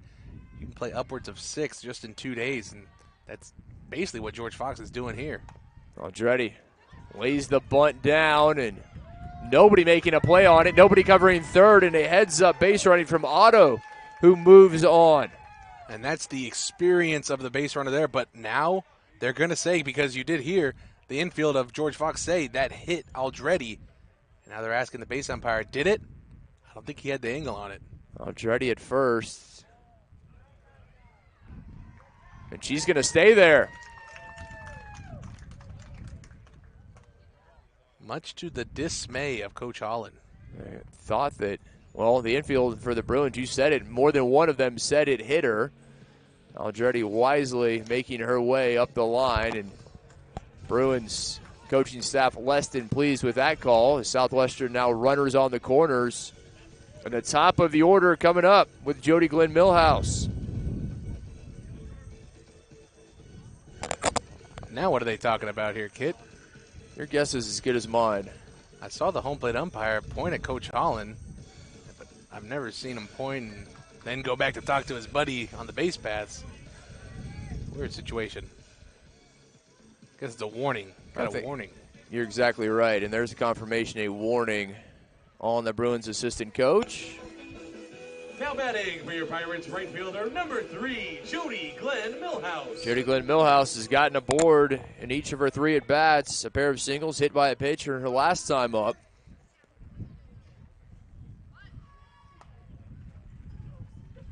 Trying to bring one home. Run down there, tag applied, but Otto comes in to score in the process. The Pirates will trade it out for a run. And a good job there by George Fox, just saying, we want the outs here. We're not going to let you sneak a runner over to second and get the run. We're going to make sure we at least get an out in this situation. They would have do so for their second out of the inning.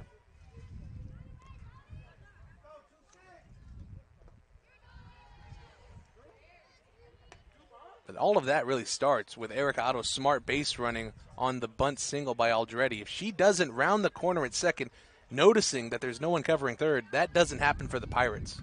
Pirates have extended the lead to 3. And Jody sends it foul down the first base line. We talk about playing with a lead. That's a great example of it right there. Pirates willing to trade the out for the run. Visitors willing to do the opposite.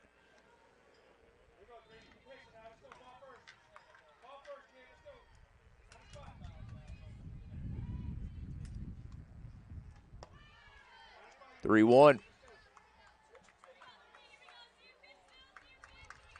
The changeup there to a slap hitter really does a lot because we talk about the changeup messing up the timing of hitters. For a slapper, that's even more so. Jody takes the 3-1 into shallow center for a base hit. The 2-out single. But that's also the issue. If you miss with the changeup, you have to come back with a fastball, and Jody's not missing another fastball. She certainly didn't there. Shortstop number 10, Riley Glenn Millhouse. There's Riley Glenn Millhouse. Digs in. The RBI single in her last at bat. It was Briscoe who got the start at short. Riley's come in and done a very good job. Sends it to her opposite, and that is off the glove of Tomei at first.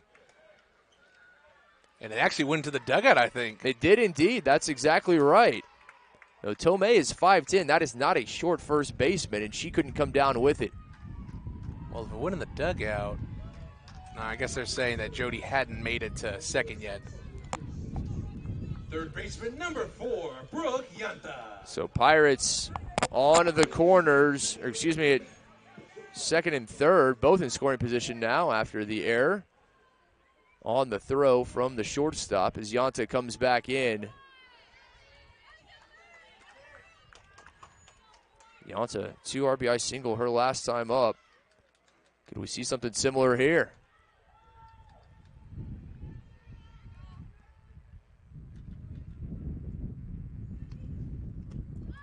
Big cut for strike 2.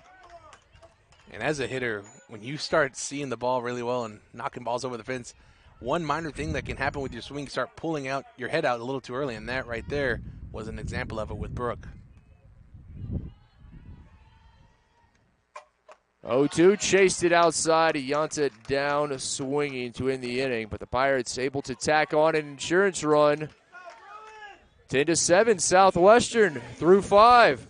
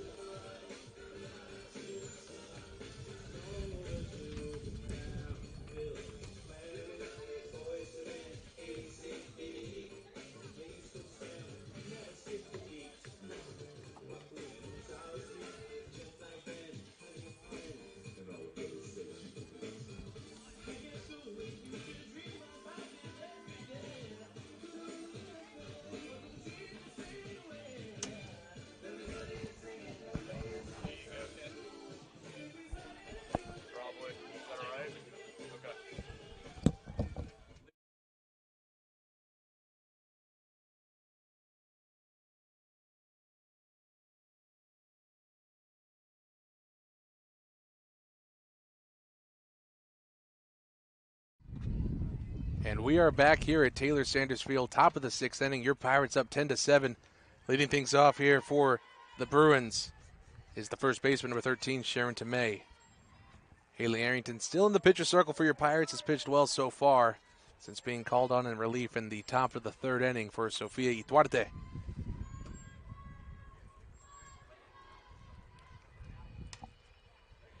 Swung on and grounded to Riley Glenn Millhouse at short, throwing over to first base, and the sprinklers are on here at Taylor Sanders Field. Gosh. Talk about fireworks, talk about cannons earlier. We get sprinklers here at T. Sandy.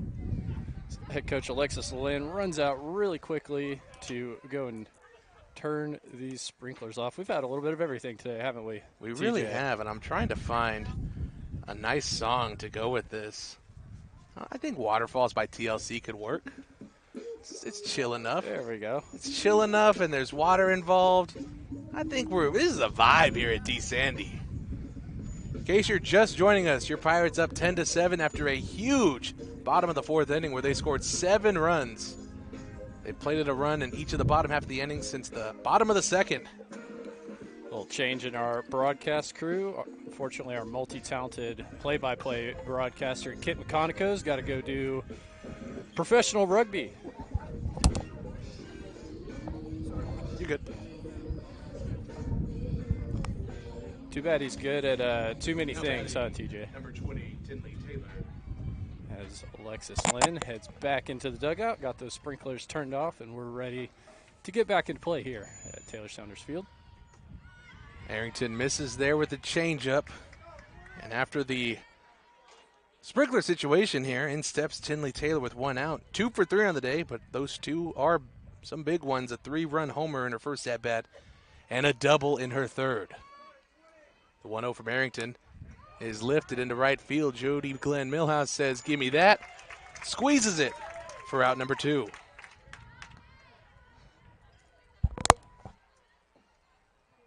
Catcher number 6, Sammy Statlander.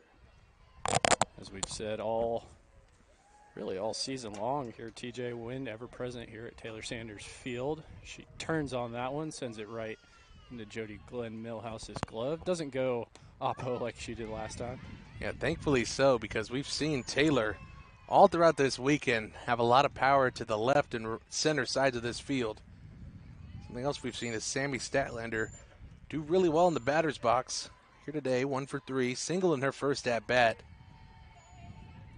And for those that don't know, Bailey Middleton, the sports information director here at Southwestern University, former lacrosse player and alum of Southwestern University as well. 2 alumni on the broadcast now. What more could you ask for? This is the stuff Ken Ralph dreamed of. Close out this game, hopefully.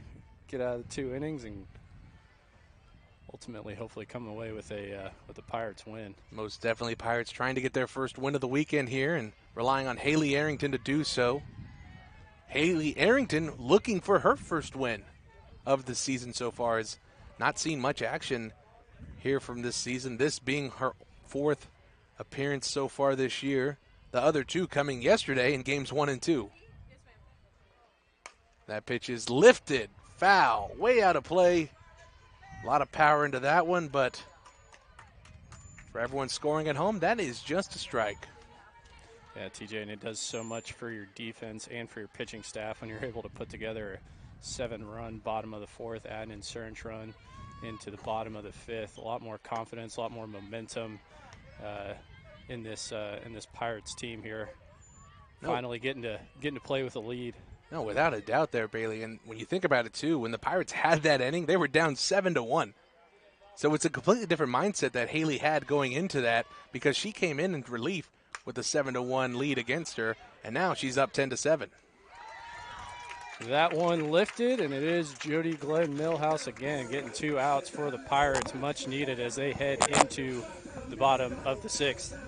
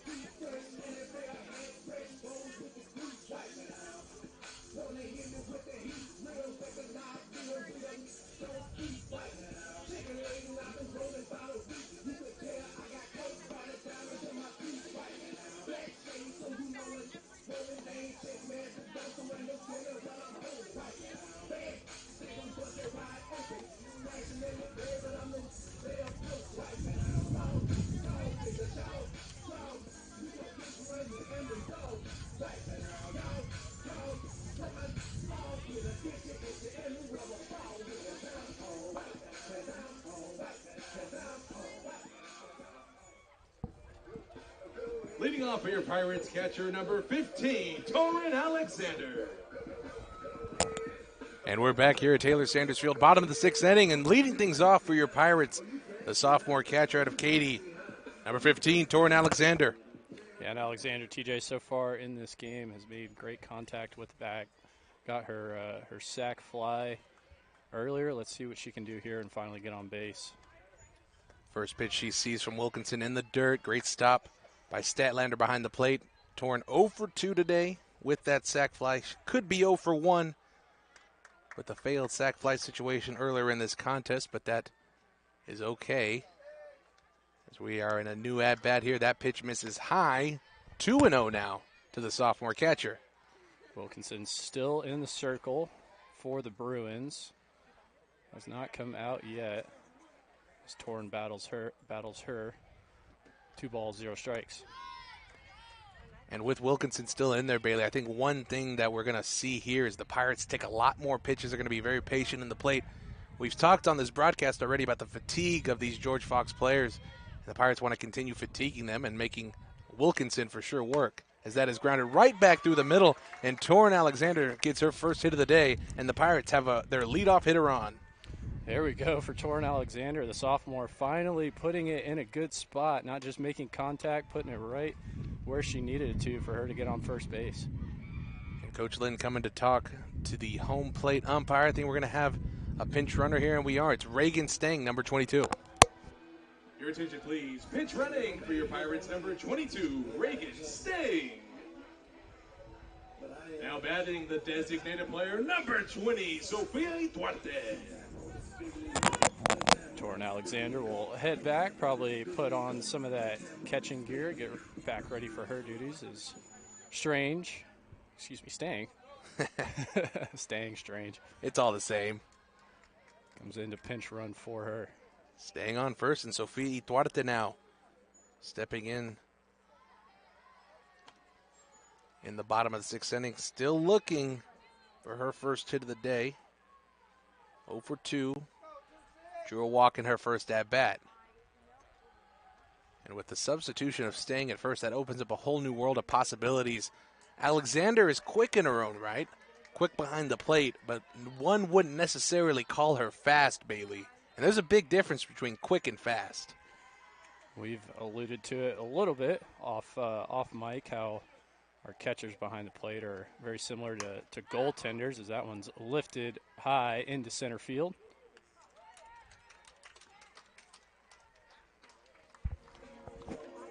Left fielder number 13, Emily Navades. So after the flyout by Duarte, in steps now Emily Navades, who's 2 for 3 on the day, and those two are some big ones. A double in her first at-bat and a rally starting homer in her second that got the Pirates juiced up in the bottom of the fourth. Again, that being the big 7-run inning for your team.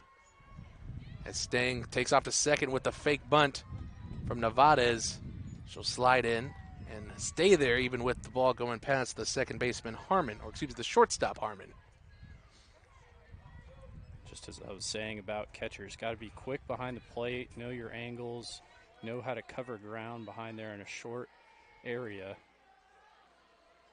And it's something that's very difficult to do, and that's why catchers in particular have to put in so much extra work when it comes to perfecting their craft. As that is lifted, it'll stay in the infield, and Potter over there at second says she has it, and she does. Out number 2. Second baseman number 2, Daniela Clark. And with 2 down and a runner on second, in steps now the freshman second baseman, number 2, Daniela Clark. Has played well today, Bailey, but still searching for her first hit of the day. Yeah, absolutely. And we've seen 2-out rallies from the Pirates, that's for sure. Just like we have seen throughout this series from the George Fox Bruins. Pirates giving them a little taste of their own medicine. And one thing we really haven't seen from the Pirates since the bottom of the first is leaving runners on. We haven't not scored a run since that bottom of the first. Hopefully here, Daniela Clark can keep that trend going and knock her first hit of the day.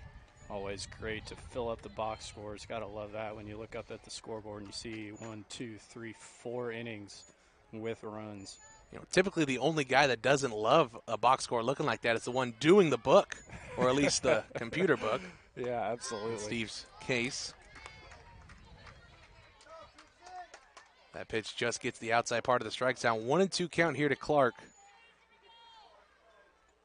And again, your Pirates up 10-7. An insurance run could be huge, especially when we think about their games against Lewis and Clark on Thursday, as that is lifted into center field, and it will be caught by Noon out there. So the Pirates will leave a runner stranded at second, and we will head to the top of the 7th inning. Your Pirates up 10-7 on the Bruins.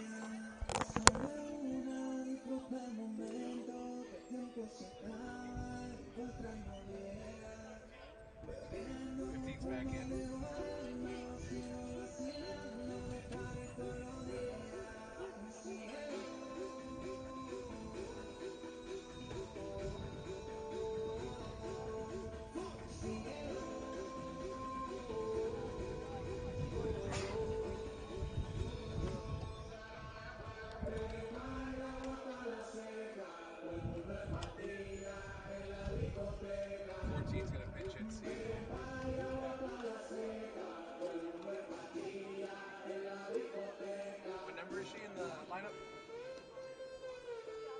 Batting wise? Who is she hitting for?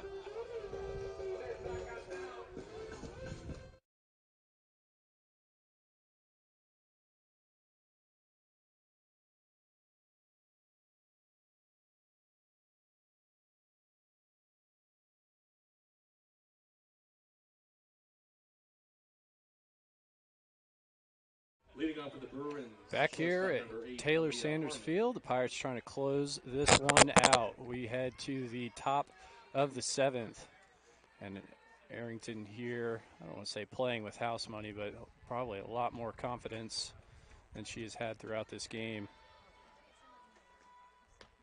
As that pitch misses high, and if Arrington's going to close it out, this is the time to do so. It'll be the 7, 8, and 9 hole hitters due up for the Bruins in the top of the 7th. Here we have Aaliyah Harmon, the shortstop, 1 for 3 on the day. On deck is going to be a pinch hitter, number 14, Nicole Campa, as Harmon swings through that one to even up the count 1-1. Nothing new here for the Bruins, TJ. They just went 8 innings with the Trinity Tigers. Certainly going to be used to digging in here and trying getting on base. As that bunt is laid down beautifully from Harmon, and we talk about getting on base, that is the way to do it. A beautiful bunt there that will allow now your pinch hitter to come up and hopefully move you over. Pinch hitting for the Bruins, number 14, Nicole Campa.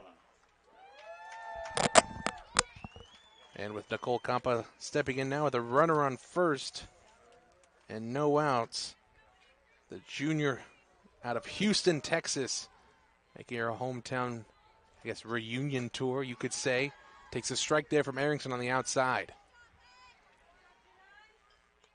And something I was mentioning, Bailey, in the last half inning is the Pirates were up 3 against Lewis and Clark in Game 2 on Thursday night, and that ended up being a very dicey inning. Pirates barely getting out of different situations. Bases were loaded with 1 out, and we were only up 1 when it was all said and done. And somehow, some way, the Pirates were able to get out of that one and take home the sweep of Lewis and Clark. Great job there by Alexander, getting all the way into the other side of the batter's box to collect that ball, throws it back to first base. As that is line just foul down the third base line, and luckily for the Pirates, just foul, because that would have went all the way to the fence, and that would have easily moved the runner over to third and been a stand-up double for Campa. You'll take the strike when you can get it, right, TJ? Yeah, you will. 1-2 count still. And for the Pirates, up 3, got to play for outs, got to make plays. Something we saw, Bailey, in that inning where the Pirates were giving up runs to Lewis and Clark was they were making the errors to give them those runs. So for the Pirates now, need to be solid defensively and just support your pitcher, Haley Arrington, who has pitched a masterclass so far in her relief outing of Sofia Duarte. 2-2 pitch incoming from Arrington. Misses low and away. I was just about to say, if you could relocate that ball better, he had a ball to work with, put it low and away, try and get the batter to reach across the box, maybe swing or foul one off. That one just a little too far outside, a little too low. Great eye by Campa. The 3-2 to her. Grounded left side to Yanta. Yanta gets it, throws it over to first base. And a wise play by the senior third baseman. Don't even worry about getting or trying to turn two there. Just get the out at first and give your team a better opportunity to win this game. Designated player number 5, Kylie Harris. Good changeup there from Arrington. Looks like Compa got out in front of that one, wasn't able to make contact on it. Send it right over to Brooke Yanta for the out. And in steps now the 9-hole Kylie Harris, who swings the first pitch and grounds it foul down the third base line. And again, with a runner on second here, you're up 3. That runner does not matter as much. On deck, if Harris is able to get on, is the very dangerous Michaela Noon. For the Pirates here, come after Harris. Do not let her get on base, because what did we see earlier with Trinity? They messed around in a situation just like this. Harris got on, Noon drove him in, and they didn't end up winning, but it gave them the lead for the time being. As that pitch is lifted, deep left field, Erica Otto has a beat on, and she makes the play! What a catch from Erica Otto. Erica Otto running, turning her shoulder, leaping into the center field wall, gets a huge second out for your Pirates. The Pirate volleyball player out there in center field shows her hops there. Center fielder number 10, Michaela Noon. Absolutely athletic play from Erica Otto. And talk about putting your body on the line for your team when it matters most. Erica Otto does it there and gets a huge second out for her team. Shows that back fence what's up, puts her shoulder right into it. Now, Completely fearless there from Otto. with 2 outs, the runner stayed on second, and Michaela Noon steps in now. Strike from Arrington on the outside corner. A huge pitch there from her. Got to get ahead of Noon early. I love that outside pitch right there, TJ. Keep it as far away from the Bruins hitter as you can. And it's one of the most effective pitches in baseball, because for these hitters who are way out in front of it, you can just roll over it very easily. It induces a lot of ground ball outs or a lot of pop-ups. But the really great hitters, like the ones just as Michaela Noon, what we've seen, they're able to wait on it and take the ball to the opposite field. So for Arrington, it's not just about that location. It's also about mixing in your other pitches to keep Noon off balance. The 1-1 from Arrington. Change up on the outside corner. We talk about locating it on the outside. You have a changeup there? Ooh, that's tough to hit right there. Yeah, you see 2 high-speed pitches to the outside. Last thing you're expecting is a changeup on that outside corner. Great location there from Arrington. And now the Bruins down to their final strike. And what looked like was going to be an easy W today for the Bruins. Down to their last one, and swing and a miss from Noon. Haley Arrington comes in relief, gets the W, and your Pirates win this game with a final score of 10-7. And that's the ball game, ladies and gentlemen. Our final score for today: George Fox Bruins 7, your Southwestern Pirates 10. Thank you for joining us. Please drive home safely. Well, TJ, I know you don't want to give too many props to the team down south, but I think having that early game against the Tigers, going to extra innings, Pirates able to capitalize on what they needed to for this game, and that was a worn-down, tired George Fox Bruins team that has played a lot of softball here at Taylor Sanders Field so far this weekend. You hit the nail on the head, Bailey. We saw it all throughout today. Just the fatigue settling in, especially with the pitching of George Fox. Emma Eastman, the ace on this George Fox team. We didn't see her all too much today. I'm a little worried if she's okay. Got pulled in the 3rd inning of Game 1. But the Pirates and the Tigers earlier took advantage of it. And both teams, both Texas teams, on Texas Independence Day, mind you, come away with wins here at Taylor Sanders Field. For everyone listening in, we appreciate it. This has been TJ Vela as well as Bailey Middleton and Kit. I don't know Kit's last name, but Kit as well. We're happy to bring you Southwestern softball. We will see you next time. For those of you wanting to watch St. Thomas as well as George Fox tomorrow, first pitch is at 1. We will be broadcasting that here on the Southwestern YouTube page. Make sure to like and subscribe, comment if you will, and share it if you're feeling so gracious. We'll see you next time, everybody.